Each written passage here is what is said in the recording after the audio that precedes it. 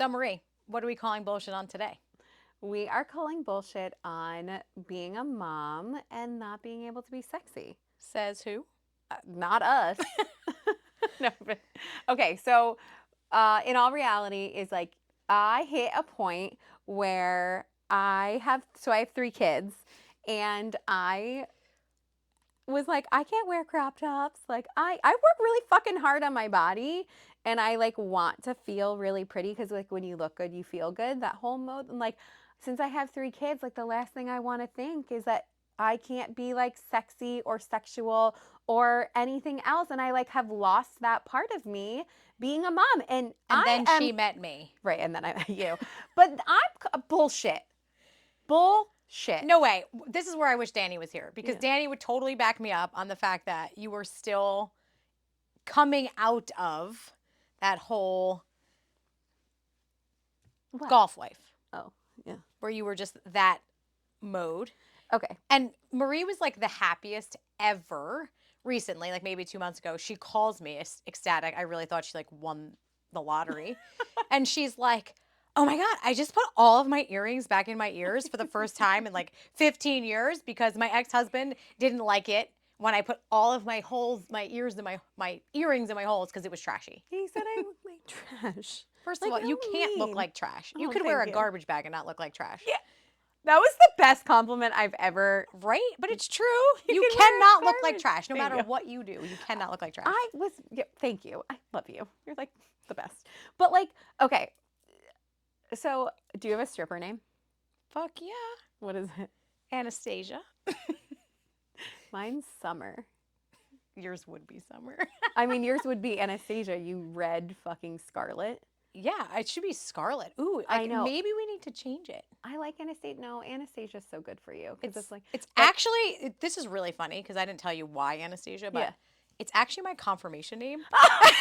Like Catholic No, girl, right? I'm dead. I took my confirmation name for real and now have turned it into my alter ego. Are you Like total oxymoron. Sorry, God. Sorry, God. Whoops. I'm dead. No, mine is Summer. Like so when I go, to the bar, like if everyone meets me out, if I go to the bar, and someone's like, "Hey, like, what's your name?" I like sniff it out for a second.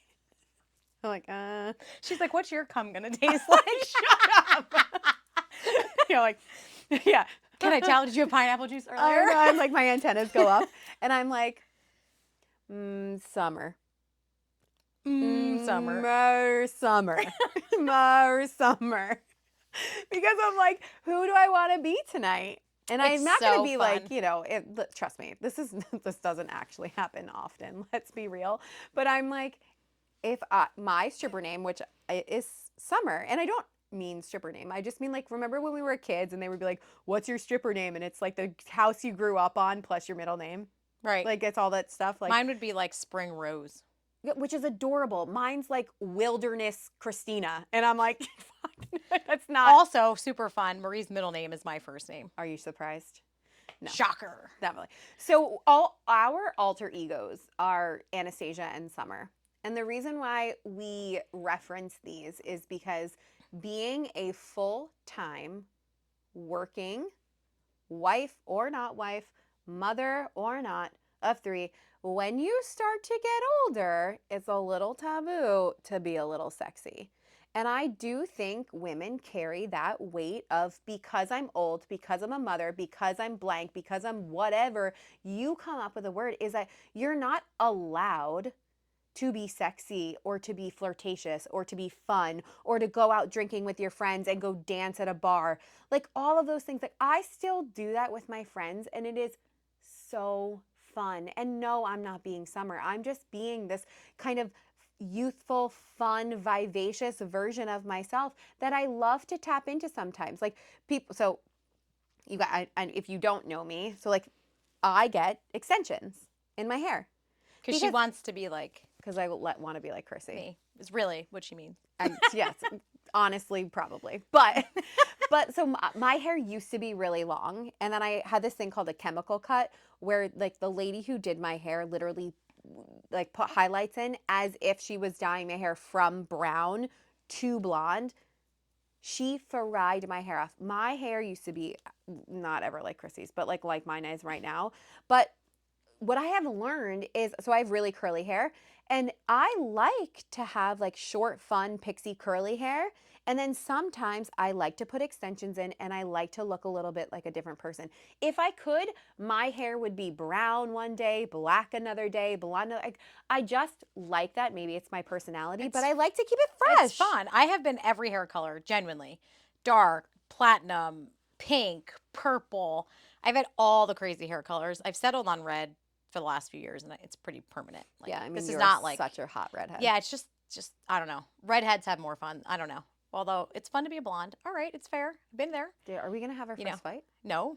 No. No. No. No. No. Not over that. It's got to be something good. I know. It'll just never be a man because Marie and I don't really have the same type. No. But anyway, so I love that this new version of you has like flourished. And I will 100% say thank you for helping me be okay with it. Yeah. Because I would even argue that a lot of the friends that I was like a close with for a long time, like we couldn't even have like pretty sexual conversations because they would get timid. And that like hurts me a little bit now looking on because of the comfortable relationships I now have with my best friends and you and my unit. It's like, I want to be able to talk about things that kind of light my soul and vagina on fire. And I am super comfortable talking about sex.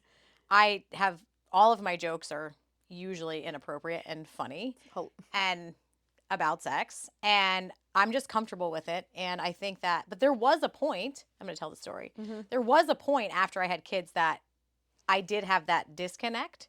So my ex-husband and I were at a wedding, and I don't remember exactly how old the kids were, but I know they were young, maybe like 1 and 2, somewhere around there. And things got a little heated on the way home. You know, my mouth was a little busy while he was driving. And so he pulls over into a parking lot. And every time to this day that I drive past this parking lot, this is all I can think about. That's it. It's like this memory is just ingrained in my mind. And so obviously we're like, you know, making out and all these things like across, you know, the center console. And he's like takes me out of the car, and he was always super like great in that, like very dominant. We always had great sex. And so like bends me over, like picks up my dress, we were at a wedding, and it's like midnight, and bends me over the back of the car. And as he was about to enter me, I was like, no, we can't do this. I'm a mom now.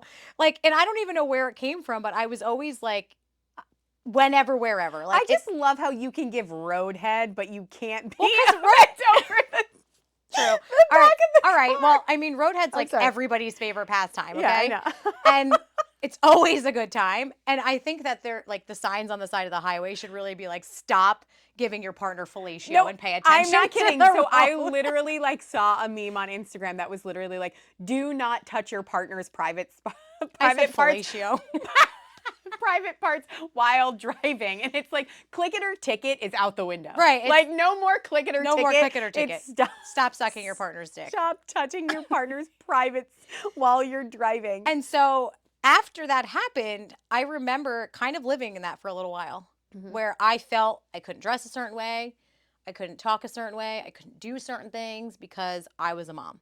And I am a mom, obviously, and I think that I just now have a balance. Yeah. But I absolutely love when the leather choker comes out, the red lipstick, like, and I just get to be a different version of me. They're all versions of me. This is just one that I love, that's fun, that I experience, that I get to role play with, that just keeps it fresh and fun. And I want to be very clear that this is not the woman that I represent as a mother. Right? To Amen. my children. I have 3 small children. I am a reputable, wonderful, classy, anything, beautiful mom, mother for my children. This doesn't carry into the version that my kids see or, you know, whatever. And I even argue that some of you right now on this podcast are like, oh yeah, you're such a mom talking about, you know, all these sexual, terrible things on a podcast on this public forum. Like, no, this podcast isn't made for my 5-year-old 18 son. and over. 90 Maybe 21 and over, maybe maybe. 25 and older. I don't know, but it's not made for my children. So I'm allowed to. And just as if you had any job or anything, like just because you become a mother, you want to be like, want to be the best role model for Of my course. children in the most respectable way to raise them as respectable, classy, beautiful women as they should. But it doesn't mean that it has to be such taboo. Like I'm not allowed or shouldn't be able to blank because I'm a And I mom. also piggyback on that. I was raised like my dad was always like, you know, you never want to put too much out there, right? Mm-hmm. Like I was really raised by a pack of wolves. I always say that, but it's so true. My dad, my uncles, I was always surrounded by men. So I had a very different viewpoint on how men viewed women. And I knew what the difference was between like who they would take home for one night and who they would take home to their mom. Yeah. And so I just think that it's unfair that women who dress sexy automatically are labeled as easy. Yeah. Or and I don't think that that's a fair, representation just because you're expressing your sexuality or you're dressing a certain way or you vibrate differently. Mm-hmm. I'm thinking. I'm like really having a hard time like finding this conversation in the old version of me and the new version of me. Like as I hear you talk, like I kind of get a little intrinsic and I think in my head like are we right here or are we wrong? Like are we really representing like the women that we want to be? And I go back and forth every single day because you say like don't put too much out there, but I think the point of this conversation, and I will always be a version of an old version of myself, Of but I course. think the idea here is that whatever people choose to do shouldn't be shunned. And just because we have an added title or a different responsibility doesn't mean we should shun a part of ourselves that we love or have lost. Right. And like you have this beautiful ability to be all versions of yourself at different times. And maybe it's harder for people to be able to do those things. Like they can't differentiate between a time where they're this fun, sexy, blank, blank, blank, or this like, you go from lawyer to mom to sexy, fun wife to, on our last episode, we talk about banana bread and blowjobs. Like, how do you cook like a really home cooked meal? You're covered, you're like mascara's down your cheek, and you're like literally like drowning in dishes. And then all of a sudden, you're going to be like, I am going to be Summer for a minute and like get on my knees and like, whatever, I just like it's hard, but it doesn't mean you can't do it. Well, each version of you does not define you, right? Because Mm. all those versions define the whole you. So it's not fair to take one piece. So, like in my case, Anastasia certainly does not define who I am. I think I play all roles very differently, right? Like I can be the guy's girl. I can go mudding and quadding and, I can be Mud. mudding. Mudding. Just Mud. came out. Just came out. The mudding. I can, Yeah. wear a beautiful sundress and to a, baby shower. I can, cook a meal. I can be at the gym and lifting heavy weights and sweaty. Like there's all different versions of me and I love them all. Yeah. But I will say that I am the most free when I get to be Anastasia. I feel like it's just this part of me that I love. Yeah. And I get to express it. Right. Like it's, so we like hiking and it's like I'm the girl who's going to wear makeup on a hike. And it's like half the people like, are you kidding me? Like, no, I just I like doing that. Like I could go run and wear mascara at the same time. Like I can be all different versions of myself at different things and different parts of my life, and that is okay. And that's what's fun. Yeah. So the role playing, I think, is the best part of life. Is that different version of yourself that gets to come out is so fun. And I don't want women, especially, or even men in this case, to lose a version of themselves in which they really feel connected to. And that's important. And us being mothers, it's hard. It's hard. And so I think there's a balance, but I do think we need to pay attention to, did you lose that version of you that you used to be and miss?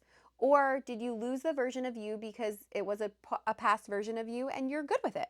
Like you've closed the chapter and you might have even closed the book. Like that's completely fine. But just because you are in a new role doesn't mean you are defined by that role in every single department of your life. I agree. And I feel like relationships sometimes really get the brunt of that. It's like when you get married or you're dating someone in the beginning, you bring out like all different versions of yourselves, right? They get the best version of you right in the beginning. And then like years down the line when you're in this relationship, you kind of morph into one version of you because it's the one that kind of stands out the most. And maybe just looking introspectively and looking in to say like who did I used to be and I miss that person. So bring it out. So we're just going to Bring it out. And I think too, like I always say, there's freedom in sexuality when you can really freely express. And as women, like all of our creation happens in our womb, right? Like our feminism, like we birth babies from there. So much creativity and good stuff comes from our womb and our chakras down there and our solar plexus. And so when we shut that part off of ourselves, we shut off so much of our creativity, our productivity, you know, our feminism really stems from that. Yeah. And so nurturing that is so important to me. Yeah. And I do think we're gonna challenge. So I'm gonna I would like throw Krissy's some like challenges. We're gonna throw you guys a challenge, and we're going to introduce something really, Da-da-da-da. really, really fun. And I am gonna ask you what you think is in our box. I really have been waiting. What's like in our box? Episodes. What's in our box? In Marie? our box. What's in that box? No, what's in our box? So I've been waiting for so long to launch this, and so Every week, we would like to have a product or something that we use that we love, and we thought that because we're talking about sexuality here, I actually have a red box, not this one, but it's called the red box in my room that houses all of my little outfits, all of my little sex toys. So we wanted to feature one of our favorites today. today. So my challenge to you is that if you don't have one, you should get one. So I'm going to open up my box. The box. Marie's my best friend, but this comes in a hot second. Open the damn box. Did we get into our second fight on this episode? Yes, we did. We did. Damn. I said you're my best friend. This comes a close second. I didn't say it was my best friend. Fine. I thought we were gonna. So okay. That one. Is it this? No. This? That one. No. Yeah. I think this one. Yeah. So, if you do not have a clit sucker, you are missing out. This is Marie's favorite, actually. It is my favorite. It's not I have really a different one. I'll show you guys the one that I love but the most. Vush is a brand, VUSH, that we love. I have a couple different versions of it. Mm-hmm. Can I just go touching in here? But so, if you guys haven't used it before, we like highly encourage. Summer and Anastasia highly encourage you get in. I'm not gonna grab your vibrator. Oh my gosh, it's clean. Yeah, it's clean. All right, it's clean. So, but it's amazing. So what it does is it's a stimulator at the same time, which is really great. So if your vibrators are just external, great. I'm so happy for you. But if you don't have this kind of dual action vibrator, we highly recommend so you can kind of tap into this lovely, lovely experience. And then you can you can turn on the different. What's funny is it kind of reminds me of when I was breastfeeding and I had to pump. Yeah. It's like. I've never laughed so hard in my life as when the first time I pumped. After my C-section, it hurt so bad to laugh, but my nipple was like, I feel like my nipple was like 6 inches long. it would be really funny to put like all the breastfeeding moms out there to put a clit sucker on their nipple. See if the breast milk comes out. The breast pump. I'm dead. But we will introduce. So this is Vush. Yes. VUSH. We love I have Vush. 3 of their products and I do love them. They're super easy to charge, interchangeable chargers. The charge lasts forever. If you don't have an Anastasia or a Summer, oh my God. There's nothing worse than when you're like mid-O and the vibrator dies. Has that happened to you? Yes. Yes. It is the worst. What ever. happened? It's almost as bad as when a man, you're like, oh my God, I'm going to come. And then they think that they should stop doing what they're doing or like pull out at that point. And you're It's like, almost like when you have to sneeze and you're staring at the sun or the light and you're like, yeah, exactly that. So this charge lasts a long time. no, I'm still dead. I cannot imagine like mid-climax just bailing. Yeah. Well, it's happened with men. Why do you think a vibrator wouldn't let us down? I would just like take my hand and go for it. Well, at that point, you don't have another choice. You have to. I'm depressed for you. I'm having all these. But so what's in our box this week is the Vush vibrator. We love it. We highly recommend it. If you don't have an Anastasia or a summer part of your life that you've tapped into, maybe you should start with a good vibrator. See how it is. Invigorate. It's just like a drug, but the best version. You're gonna get an endorphin high. You're gonna feel good and all of those things. So tap into it. Don't be ashamed of it. Don't anything. It is okay. Bring it up with your partner. Have a little fun with it. Loosen up, and then just vush it out. Honestly, vush it out. Vush it out. Vush it out. So exiting this podcast, Anastasia and Summer, we've got to go use our vush separately. Have a Not great together. night, guys. Have a great night.